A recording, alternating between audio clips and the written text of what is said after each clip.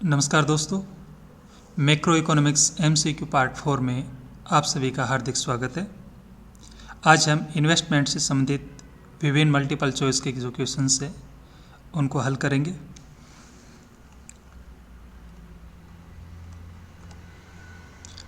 First question, the slope of the consumption function is called, अर्थात जो consumption function का slope है, ढाल है, उसको किसके द्वारा व्यक्त किया जाता है?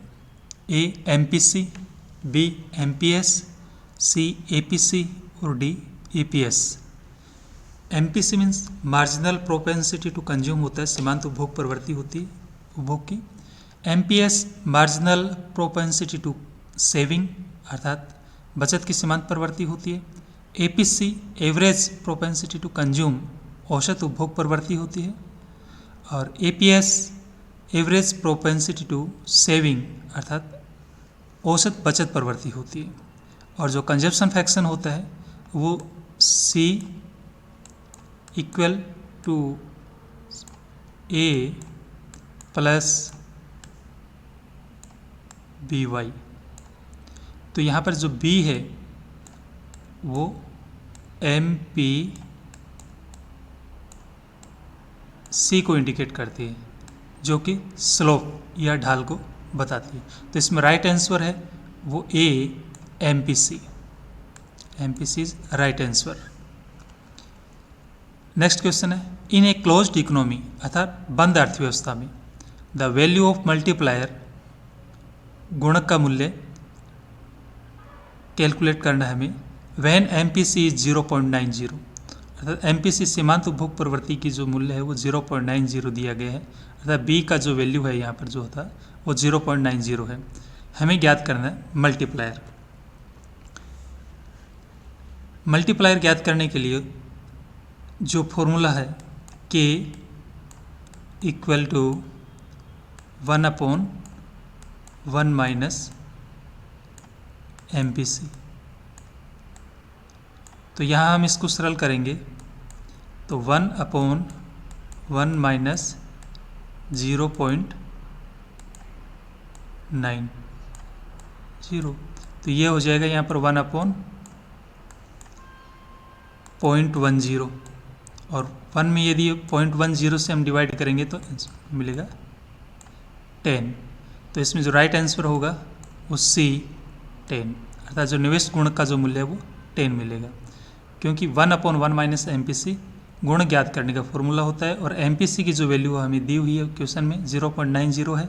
तो 1 में से 0.90 को लेस करेंगे तो हमें 0.10 मिला और 1 को डिवाइड करते हैं 0.10 से तो हमें 10 मिलता है।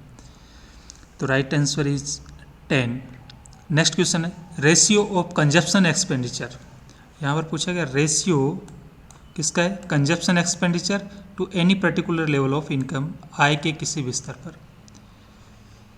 कंजप्शन C और Y इनकम, इसका रेशियो क्या कहलाता है? A MPS, B APS, C APC और D MPC। तो यहाँ पर जो APC है जिसको औसत उपभोग प्रवृत्ति कहा जाता है, एवरेज प्रोपेंसिटी टू कंज्यूम है, वो इसका राइट आंसर है। अर्थात C को हम डिवाइड कर दें Y से तो हमें औसत उपभोग प्रवृत्ति मिल जाती है।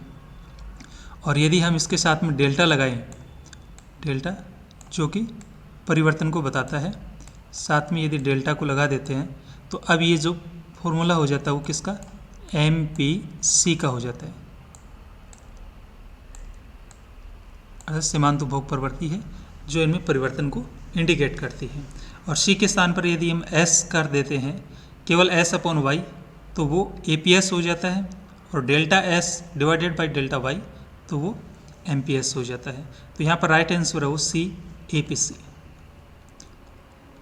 नेक्स्ट क्वेश्चन है, psychological law of consumption states that the value of MPC is lies between. उपभोग का जो मनोवैज्ञानिक नियम है उसके अनुसार MPC की जो वैल्यू है वो किसके मध्य होती है? 0 एंड, अर्थात 0 से कहाँ तक होती है उसकी? ऑप्शन में है A 1 0 एंड 1 के बीच में होती है, B 0 एंड 2 के बीच में होती है, C 0 एंड 3 के बीच में होती है और D बिटवीन 0 एंड 4। तो इसमें जो राइट आंसर है ए 0 एंड 1। MPC की जो वैल्यू होती है वो 0 से 1 के बीच में होती है।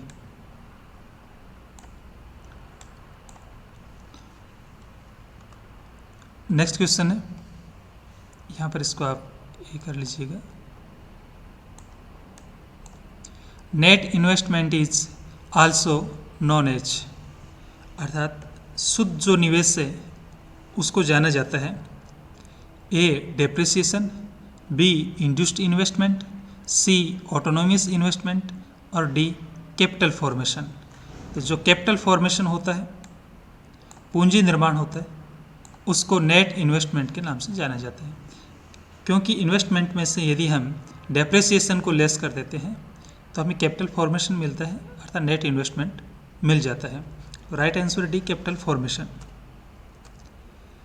नेक्स्ट क्वेश्चन है कि who propounded psychological law of consumption, अर्थात उपभोग का जो मनोवैज्ञानिक नियम है वो किसके द्वारा दिया गया था? तो ये किन्स के द्वारा दिया गया था उपभोग का मनोवैज्ञानिक नियम। तो right answer is C and Keynes. Next question, when MPS equal to 0.2 MPC will be. ये MPS की वैल्यू दी गई है 0.2। MPS होता है मार्जिनल प्रोपेंसिटी टू सेविंग, अर्थात सीमांत बचत प्रवृत्ति होता है, और MPC हमें कैलकुलेट करना है MPS के बेस पे। ऑप्शंस दिए गए हैं ए 0.8, बी 0.2, सी 1.2 और डी 2.0। तो MPC हमें कैलकुलेट करनी थी MPC और प्लस MPS, इन दोनों की जो वैल्यू होती है वो 1 के बराबर होती है। अब जब MPC की वैल्यू हमें कैलकुलेट करनी है, MPS की दी गई है, तो 1 में से MPS की वैल्यू लेस करते हैं, 1 माइनस 0.2, तो देन MPC इक्वल टू 0.8। तो हमारा जो राइट आंसर है वो ए 0.8। नेक्स्ट क्वेश्चन है, in the linear consumption function C equal to A plus B Y coefficient A denotes, अर्थात एक रेखीय उपभोग फलन दिया गया है जो कि C equal to A plus B Y है। कोएफिशिएंट A, इसमें जो A कोएफिशिएंट है वो किसको इंडिकेट करता है? C कंजप्शन होता है, A इसमें ऑटोनोमियस कंजप्शन को बताता है, और B MPC को बताता है, अर्थात ढाल को या सीमांत उपभोग प्रवृत्ति को, और Y इनकम को इंडिकेट करता है।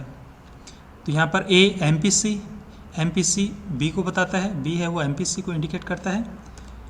C ऑटोनोमियस कंजप्शन, तो यहाँ पर जो ऑटोनोमियस कंजप्शन है स्वायत्त उपभोग है जो आय में परिवर्तन से प्रभावित नहीं होता है। B है वो आय में परिवर्तन से प्रभावित होता है, A नहीं होता है। तो A है वो ऑटोनोमियस कंजप्शन होता है, स्वायत्त उपभोग। तो right answer is C autonomous consumption. Next question, in the saving function S equal to minus A plus in whole 1 minus B Y the term B denotes. यहाँ पर एक सेविंग फंक्शन दिया गया है, उपभोग फलन दिया गया है, और इसमें एक टर्म यूज में ली गई है B। तो B किसको व्यक्त कर रहा है यहाँ पर? जैसे कि हम ऊपर के क्वेश्चन में क्लियर कर चुके हैं, ये B है वो MPC को इंडिकेट करता है, सीमांत उपभोग प्रवृत्ति को व्यक्त करता है। तो यहाँ पर जो है A saving, B MPC, C MPS और D APS, तो ये MPC को इंडिकेट करता है, क्योंकि यहाँ पर जो ब्रैकेट में लिखा जाएगा स्मॉल s आता है, और स्मॉल s अर्थात MPS हम कैलकुलेट करते हैं, 1 में से लेस कर देते हैं, B अर्थात MPC को घटा देंगे तो MPS में मिल जाता है। तो राइट आंसर इसमें है वो B MPC।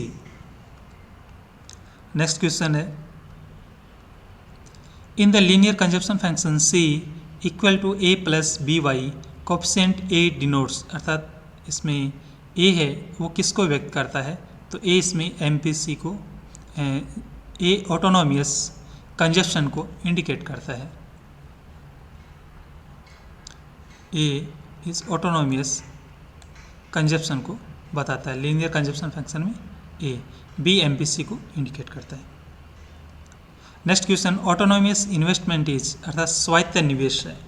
स्वायत्त निवेश का ऑप्शन दिए, ए इनकम इनइलास्टिक होता है, बी इनस्टेबल होता है, सी इंटरेस्ट इलास्टिक होता है और डी इनकम इलास्टिक होता है। यहाँ पर ऑटोनोमियस इन्वेस्टमेंट अर्थात स्वायत्त निवेश, तो स्वायत्त निवेश वो निवेश होता है जो आय में परिवर्तन से प्रभावित नहीं होता है।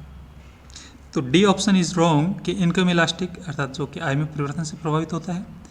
बी इनस्टेबल, ये भी इसमें गलत होता है।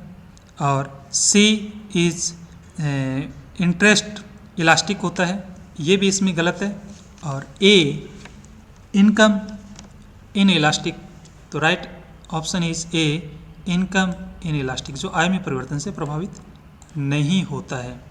और विशेष करके जो बड़े प्रोजेक्ट होते हैं जिनमें गवर्नमेंट इन्वेस्टमेंट करती है, सरकार इन्वेस्टमेंट करती है, जो आय में परिवर्तन से संबंधित नहीं होते हैं, वो आवश्यकताओं को ध्यान में रखते हुए किया जाता है। तो income in elastic is right answer.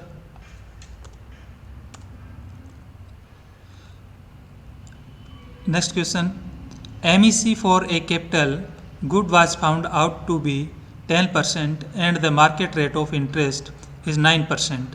Then the investment is A. Not profitable, B. Profitable, C. Break even or D. Cannot say. MEC for a capital good was found out of to be 10%. 10% है किसी project में MEC और market rate of interest है, बाज़ार में जो ब्याज दर है वो 9% है, तो इन्वेस्टमेंट किया जाना चाहिए या नहीं करना चाहिए। तो यहाँ पर जो इसका आंसर होगा ये प्रॉफिटेबल होगा। यदि MEC रेट ऑफ इंटरेस्ट से मोर देन है तो वो प्रॉफिटेबल होता है, तो हम ऐसी स्थिति में इन्वेस्टमेंट करेंगे। तो right answer is B profitable. Next question, in the Keynesian two sector economy, Keynes की जो दो क्षेत्रीय अर्थव्यवस्था है उसमें aggregate demand greater than aggregate supply, then इस स्थिति में क्या होगा, A saving and investment to equal, saving more than investment, C saving less than investment और D saving equal to zero. तो इसमें जो राइट आंसर होगा कि एग्रीगेट डिमांड है वो क्या है, अधिक है, और एग्रीगेट डिमांड अधिक होती है तो ऐसी स्थिति में इन्वेस्टमेंट अधिक किया जाता है। तो सेविंग की तुलना में इन्वेस्टमेंट क्या होगा, अधिक होगा। तो राइट आंसर इज सी।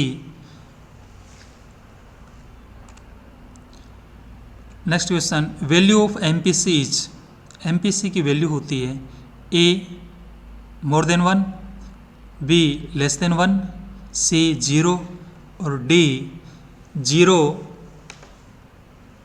और equal to MPC and less than 1 और इक्वल MPC। तो राइट आंसर इज डी।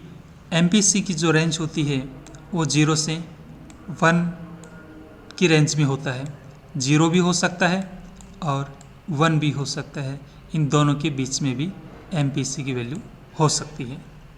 तो right answer is D. Next question है यहाँ पर, नेट इन्वेस्टमेंट इज अर्थात शुद्ध निवेश के संबंध में स्टेटमेंट पूछा गया है। A value of gross minus subsidy, अर्थात ग्रोस में से सब्सिडी को घटा दें तो हमें नेट इन्वेस्टमेंट मिलता है। B investment after providing for depreciation, अर्थात जो मूल्यह्रास या मेंटेनेंस या टूट फूट घिसावट को घटाने के पश्चात जो होता है प्रोवाइड करवाया जाता है वो निवेश नेट इन्वेस्टमेंट कहलाता है। C value of gross output before providing for subsidy, अर्थात सब्सिडी से पहले जो ग्रोस आउटपुट होता है वो नेट इन्वेस्टमेंट कहलाता है। और डी नॉन ऑफ द एबो, इनमें से कोई नहीं।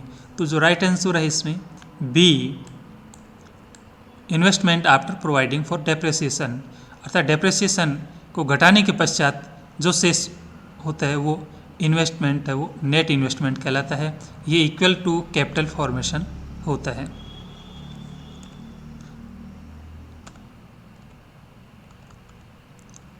धन्यवाद दोस्तों।